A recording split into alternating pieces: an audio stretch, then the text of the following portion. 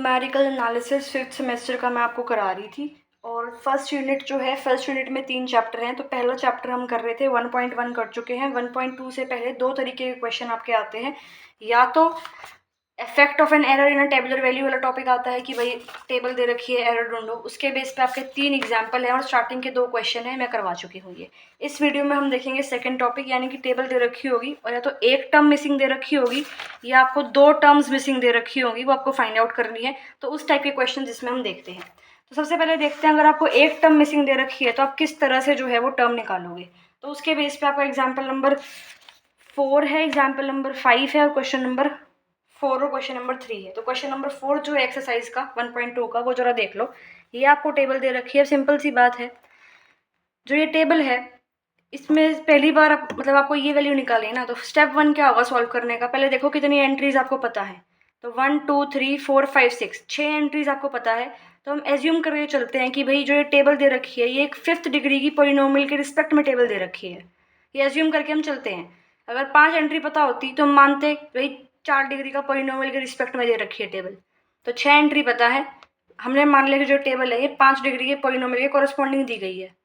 Step 1 में ये करा। स्टेप 2 में देखो क्या होता है, ये मैंने आपको बताया था fundamental theorem of difference calculus में कि भाई अगर आपका एक एफ एक पॉलिनोमियल है, एफ अगर एक पॉलिनोमियल है तो जो nth डिफरेंस उसका आता है वो कांस्टेंट आता है और n+1 डिफरेंस जो उसका आता है वो 0 आता है।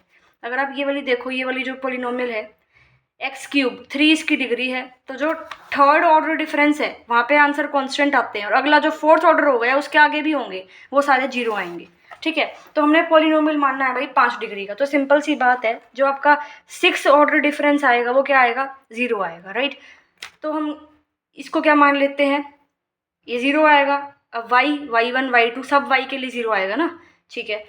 अब डेल को हम किस तरह से लिख सकते हैं, इस तरह से पढ़ के आए हैं भाई कि 1 plus del equal to E, shift operator, del को लिख दिया e-1। अब यहाँ पे वैल्यू डाल देंगे डेल की जगह ये, तो डेल की जगह वैल्यू डाल दी e-1 की पावर 6। अब y की जगह हम y1 लिखेंगे। देखो ध्यान से रखना, ध्यान से देखना, ये जो वैल्यू आपकी क्या दे रखी है, जब x 1 है तो y1 की वैल्यू हम इस तरह से लिखते हैं। देखो यहाँ y1 लिखा है, यहाँ y नहीं लिखेंगे हम।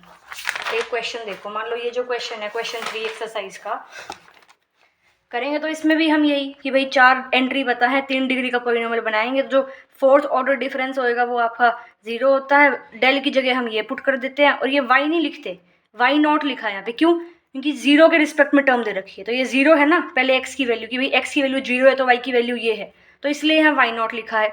फोर्थ क्वेश्चन में 0 नहीं दे रखा, फोर्थ क्वेश्चन में दे रखा डायरेक्ट 1 से स्टार्ट कर रखा है, तो इसलिए यहाँ y1 लिख दिया। ये थोड़ा सा ध्यान रख लेना, ठीक है। कैलकुलेशन थोड़ी ईजी सी उससे हो जाती है। अब सिंपल e-1 की पावर 6, इसमें हमने बाइनोमियल थ्योरम ओपन करी है। सिंपल तरीके से बाइनोमियल ओपन करी है। ये बाइनोमियल ओपन करने के बाद इस y1 को मल्टीप्लाई कर दिया सबके साथ, ठीक है। अब देखो y1 को आपने इसके साथ मल्टीप्लाई करा, यानी कि 6 बार शिफ्ट ऑपरेटर लगाया y1 पे, आंसर आएगा y7। फिर इसके साथ मल्टीप्लाई करा, यानी कि 5 बार शिफ्ट ऑपरेटर लगाया y1 पे, आंसर आएगा y6। इसको मल्टीप्लाई करा, यानी कि 4 बार शिफ्ट ऑपरेटर लगाया y1 पे, आंसर आएगा y5। शिफ्ट ऑपरेटर क्या होता है बता चुकी हूँ, ठीक है। इसी तरीके से ये देखो 3 बार शिफ्ट ऑपरेटर लगाया है y1 के साथ, तो आंसर क्या आएगा, 3 बार शिफ्ट ऑपरेटर लगा के आंसर क्या आएगा y4। 2 बार शिफ्ट ऑपरेटर लगाया है y1 पे, आंसर क्या आएगा y3, ठीक है। 1 बार शिफ्ट ऑपरेटर लगाया है y1 पे, आंसर क्या आएगा y2। फिर 1 बार भी शिफ्ट ऑपरेटर नहीं लगाया y1 पे, आंसर क्या आएगा y1, ठीक है। सिंपल, ये सारी वैल्यूज आपको पता है ऊपर। भाई y7 की वैल्यू क्या है 128, y6 की वैल्यू ये, y5 की वैल्यू ये, y3 की वैल्यू ये, y2 की वैल्यू ये, y1 की वैल्यू ये। अब समझ में आया y1 क्यों पुट करा, क्योंकि y1 की वैल्यू पहले ही पता है। y0 पुट करते तो कैसे आता, और y पुट करते तो वैल्यू किस तरीके की पुट करते हैं आप, इसलिए यहाँ y1 हमने पुट करा है, ठीक है। हो गया क्वेश्चन, ठीक है। तो एक्सरसाइज का क्वेश्चन 4 भी हो गया। क्वेश्चन 3 भी बहुत सिंपल है। अच्छा ये टर्म देखो, explain why the resulting value differs from 2 की पावर 4। जब आपने फोर्थ क्वेश्चन में y की वैल्यू निकाल ली है y4, वो क्या है 16.1 आया है। लेकिन अगर आप टेबल का पैटर्न ऑब्जर्व करो तो टेबल का पैटर्न ध्यान से देखो, ये है 2 की पावर 1, ये है 2 की पावर 2, ये है 2 की पावर 3, तो यहाँ क्या आना चाहिए था 2 की पावर 4, लेकिन आंसर 2 की पावर 4 नहीं आया। आंसर क्या आया है 16.1 आया है। क्यों, क्योंकि भाई हमने जो ये टेबल माननी है, ये हम मान के चलें कि एक पॉलिनोमियल के रिस्पेक्ट में है, ठीक है। पॉलिनोमियल के रिस्पेक्ट में लेके चले हम इस टेबल को, इसीलिए आंसर जो है आपका वो नहीं आया। ठीक है, नेक्स्ट देखो थर्ड क्वेश्चन, इसमें भी आपको एक वैल्यू निकालनी है। अब ये आपको टेबल दे रखी है, पहला स्टेप वही है कि भाई कितनी एंट्री गिवन है, 4, पॉलिनोमियल मानेंगे 3 ऑर्डर का, फोर्थ ऑर्डर का डिफरेंस क्या आएगा, 0, वाई की जगह डाल दिया वाई नॉट, क्योंकि पहली ये वाई नॉट वाली टर्म की वैल्यू गिवन है हमारे पास। फिर डेल की जगह हमने ये यूज़ कर लिया, यहाँ पर बाइनोमियल ओपन कर दी, वाई नॉट को सबके साथ मल्टीप्लाई करके शिफ्ट ऑपरेटर लगा दिया, फिर वाई नॉट सबके साथ मल्टीप्लाई करोगे शिफ्ट ऑपरेटर लगा के आपको y1 y2 y4 की वैल्यू पुट करोगे, जैसे इसमें करी है ना, ये मल्टीप्लाई जब आपने करा है शिफ्ट ऑपरेटर लगाया y1 पे 6 बार तो y7 आया, तो यहाँ पे भी यही चीज़ आएगी। जब आपने y0 पे 4 बार शिफ्ट ऑपरेटर लगाया तो आप आंसर पुट करोगे, इनकी ओपन करा सिंपल तरीके से, वैल्यूज़ यहाँ से उठा के फिर वैल्यूज़ डाली, इसमें y3 की वैल्यू आ गई। अब इसमें भी क्वेश्चन यही पूछा है कि भाई रिजल्ट जो है वो 3 की पावर 3 से अलग क्यों है, क्योंकि यहाँ पे भी देखो यही है 1 3 की पावर 1 3 की पावर 2, तो 3 की पावर 3 आना चाहिए, बट आंसर तो 3 की पावर 3 नहीं आ रहा, आंसर 31 आ रहा है। तो जो ये हमने फॉर्मूला माना है, जो ये फॉर्मूला हम लेके चल रहे हैं, ये जो हम लेके चल रहे हैं सारा कुछ ये लेके चल रहे हैं कि भाई f(x) जो है वो एक पॉलिनोमियल है, इसलिए वैल्यू जो है वो आपकी डिफर करती है।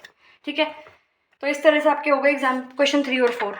एग्जाम्पल 4 भी बहुत सिंपल सेम तरीके से है कि भाई एक मिसिंग टर्म दे रखी है, देखो कितनी वैल्यू पता है, 1 2 3 4 5 एंट्रीज पता है, तो पॉलिनोमियल मानेंगे 4 डिग्री का, तो 4 डिग्री का पॉलिनोमियल मान लिया। अब जब फिफ्थ ऑर्डर का डिफरेंस होगा वो 0 होगा, डेल की जगह ये लिख दिया। अब e-1 की whole raise to the power 5 में बाइनोमियल लगा दी, वाई नॉट को सबके साथ मल्टीप्लाई कर दिया और सबके साथ शिफ्ट ऑपरेटर जो है वो ऑपरेट कर दिया। देखो इस हिसाब से वाई को मल्टीप्लाई करा सबके साथ शिफ्ट ऑपरेटर लगा दिया। ठीक है, फिर ये y5 y4 y3 y2 y1 y0, इसमें से सबकी वैल्यू आपके पास गिवन थी ही। जब y0 की value y1 y2 y3 y5 की वैल्यू पता है तो सारी वैल्यू पुट करी, y4 की वैल्यू आ गई, सिंपल हो गया क्वेश्चन। इसमें भी यही पूछा है कि भाई 16 से डिफर क्यों करता है, क्योंकि देखो ये क्या है 2 की पावर 1 2 की पावर 2, 2 को 3 बार मल्टीप्लाई कर दिया है ना, इस तरह से यहाँ 2 की पावर 4 आना चाहिए था, कहीं ना कहीं 16 आना चाहिए था आंसर उस हिसाब से, बट क्यों नहीं आया, तो रीज़न उसका ये है कि भाई जो फॉर्मूला हमने यूज़ किया है वो पॉलिनोमियल मान के चल रहे हैं कि भाई ये जो f(x) है यहाँ पे ये एक पॉलिनोमियल है, इसलिए ट्रू नहीं आता। ठीक है, एग्जाम्पल 6 देखो, एग्जाम्पल 6 में आपको देखो u0 दे रखा है, u1 दे रखा है, u2 दे रखा है, u3 दे रखा है, u4 नहीं दे रखा, u5 दे रखा है, u6 दे रखा है, u7 दे रखा है, u8 दे रखा है, यानी कि आपको कितनी वैल्यू पता है, 8 वैल्यू पता है, तो हम पॉलिनोमियल मानेंगे 7 डिग्री का, 7 डिग्री का पॉलिनोमियल है, यानी कि 8th ऑर्डर ऑफ डिफरेंस क्या है, 0 है। ठीक है, तो सिंपल हमने फॉर्मूला लगाया है इस तरीके से। ठीक है, बाइनोमियल ओपन करी है, फिर u0 को सबके साथ मल्टीप्लाई करा है। ठीक है, जो सबसे पहली वैल्यू होती है उसी को तो मानते हैं, यहाँ पे y1 मानी थी क्योंकि यहाँ पे आपको y1 दे रखा था इस क्वेश्चन में, यहाँ पर y0 माना था क्योंकि y0 की वैल्यू गिवन थी। यहाँ सबसे फर्स्ट स्टेप पे वैल्यू सबसे लीस्ट वैल्यू किसकी गिवन है, y0 की। सबसे लीस्ट वैल्यू का मतलब ये है कि यहाँ पे सबसे पहले क्या गिवन है, समझ में आया ना, ये u0 क्यों माना है बहुत बार बता दिया अब तो, कि यहाँ पर y1 माना था, यहाँ y0 माना था, इससे क्वेश्चन जो है जल्दी हो जाए, आसान हो जाए, डायरेक्ट वैल्यू निकल जाए हमारे पास। ठीक है, तो y0 को मल्टीप्लाई करा, सबके साथ शिफ्ट ऑपरेटर लगाया, वैल्यूज पुट कर दी। अब ये u8 प्लस u0 की वैल्यू आपको गिवन है ही, ये रही, तो वैल्यूज आपको सारी गिवन है, आपको u4 की निकालनी है, कैलकुलेट करके सिंपल जो वैल्यूज गिवन है वो पुट करी एंड u4 की वैल्यू आ गई, सिंपल क्वेश्चन। तो ये क्वेश्चंस वो थे जब टेबल गिवन है और एक वैल्यू निकालनी है। अब देखते हैं जब टेबल गिवन है और 2 वैल्यू निकालनी है, तो उस केस में हम क्या करते हैं। सेम तरीके से क्वेश्चन है, बस 2 इक्वेशन लेके चलते हैं इसमें हम बेसिकली। देखो एंट्री कितनी पता है भाई, 6 एंट्री पता है, काउंट करो 1 2 3 4 5 6 एंट्री पता है। पॉलिनोमियल मानेंगे हम 5 डिग्री की इसमें। अब 5 डिग्री की पॉलिनोमियल मानी है तो जो 6th ऑर्डर डिफरेंस है वो 0 आएगा। ठीक है, 6th ऑर्डर डिफरेंस 0 आएगा। अब y को यहाँ पे हम y1 भी ले लेंगे, y2 भी ले लेंगे। बोलो y0 क्यों नहीं लिया, क्योंकि भाई y0 की वैल्यू तो दे नहीं रखी। आपको 2 वैल्यू निकालनी है तो हम 2 इक्वेशंस लेके चलेंगे। 3 वैल्यू निकालनी होती तो हम ये 3 रिलेशंस लेके चलते। एक तीसरा रिलेशन हम लिख लेते डेल की पावर 6 इंटू में y3 इक्वल टू 0। ठीक है, क्योंकि 2 इक्वेशंस बनेगी, 2 वेरिएबल निकालने हैं, तो इससे आपकी 2 इक्वेशन बनी। डेल को हमने ये चेंज कर दिया, बाइनोमियल ओपन करी, y1 को अंदर मल्टीप्लाई करा, यहाँ से फिर सारी वैल्यूज पुट करी, शिफ्ट ऑपरेटर अप्लाई करके एक इक्वेशन यहाँ से बन गई। फिर एक इक्वेशन इससे बनेगी, डेल को ये चेंज करा, यहाँ पे बाइनोमियल अप्लाई करा, y2 को अंदर मल्टीप्लाई करा, फिर यहाँ से वैल्यूज पुट करी, सॉल्व करा, एक इक्वेशन यहाँ से बन गई। 2 इक्वेशन है, 2 वेरिएबल है, दोनों को सॉल्व करके आंसर आ गया, खत्म। अगर 3 टर्म मिसिंग होती तो हम 3 रिलेशन यूज़ करते, एक रिलेशन ये, दूसरा रिलेशन ये, एक और यूज़ कर देते हम डेल 6 y3। ठीक है, एक रिलेशन और यूज़ कर लेते ये वाला, अगर 3 टर्म मिसिंग होती। ठीक है, फिर यहाँ पे ये पुट करते, y3 को अंदर मल्टीप्लाई करते तो एक इक्वेशन और आ जाती। समझ में आया? तो ये आपका क्वेश्चन नंबर 5 है, देख लो, बहुत सिंपल है। तो आपकी एक्सरसाइज 1.1 तो पूरी कंप्लीट हो ही गई। ये सेकंड हैंड बुक है तो इसका हालत आप देख सकते हो, मेरी नहीं है एक्चुअली, मैं अच्छी खासी रखती हूँ अपनी बुक्स को। ठीक है, एग्जाम्पल 5 और देख लेते हैं, क्लास एग्जाम्पल, फिर टॉपिक खत्म, चैप्टर 1 खत्म हो जाएगा। तो कितनी टर्म्स पता है? 3 एंट्रीज पता है। तो पॉलिनोमियल मानेंगे 2 डिग्री का। ठीक है, 2 डिग्री का पॉलिनोमियल है तो थर्ड ऑर्डर डिफरेंस 0 आएंगे। अब 2 चीज़ें निकालनी है तो 2 रिलेशन लेंगे। ठीक है, 2 रिलेशन लेंगे, तो ये ले लिया हमने 2 रिलेशन। ठीक है, एक ये और एक ये, डेल को वैल्यू चेंज करा, वाई नॉट को अंदर मल्टीप्लाई करा, शिफ्ट ऑपरेटर लगाए, वैल्यूज जो गिवन है वो वैल्यूज हमने पुट करी सिंपल तरीके से, वैल्यूज पुट करी एंड सिंपल सॉल्व कर दिया। 2 इक्वेशन आएगी, दोनों इक्वेशन को सॉल्व करा, 2 ही वेरिएबल है, मिसिंग टर्म्स आ गई, कुछ है ही नहीं इन क्वेश्चंस में तो। ठीक है, अब टेबल में है जो वैल्यूज आपको गिवन है 3 एंट्रीज की, y0, y1, y2, y3, y4, इस तरह से ले लेंगे, क्योंकि यहाँ पर 1 2 3 4 5 नहीं गिवन है तो y0 से लेके चलिए और ये y0 यहाँ पे लिख देंगे। ठीक है, y1 भी लिख सकते हैं, कोई दिक्कत वाली बात नहीं है, फिर y1, y2, y3, y4, y5 हो जाएगा, बट हम 0 से लेके चलते हैं, थोड़ा सा क्वेश्चन हो जाता है सही तरीके से उससे। ठीक है, y1 से भी कोई दिक्कत नहीं आएगी, y1 y0 समझ में आ रहा है ना मैं क्या बात कर रही हूँ। डेल को किससे मल्टीप्लाई यहाँ लिख रहे हैं, वैसे तो y होता है यहाँ पे, बट y1 y0 y2 वगैरह जो भी हम लिखते हैं तो मैंने तुम्हें एक्सप्लेन कर ही दिया है कैसे लिख रहे हैं। यहाँ पे 1 से स्टार्ट हो रहा था, यहाँ पे 1 से स्टार्ट हो रही थी टर्म, तो हमने y1 से मल्टीप्लाई करा है। फिर जो हमने बाकी जो क्वेश्चंस करे हैं, यहाँ पे 1 से स्टार्ट हो रही है तो यहाँ भी 1 से मल्टीप्लाई करा है इसके साथ। यहाँ पे 0 से स्टार्ट हो रही थी तो यहाँ पे हमने 0 से मल्टीप्लाई कर दिया। यहाँ पे 45 से स्टार्ट हो रखा था तो हमने 0 ले लिया यहाँ पे। ठीक है, सो ये चैप्टर 1 था आपका, कोई भी डाउट हो तो बता देना, नेक्स्ट वीडियो से हम चैप्टर नंबर 2 बिगिन करेंगे।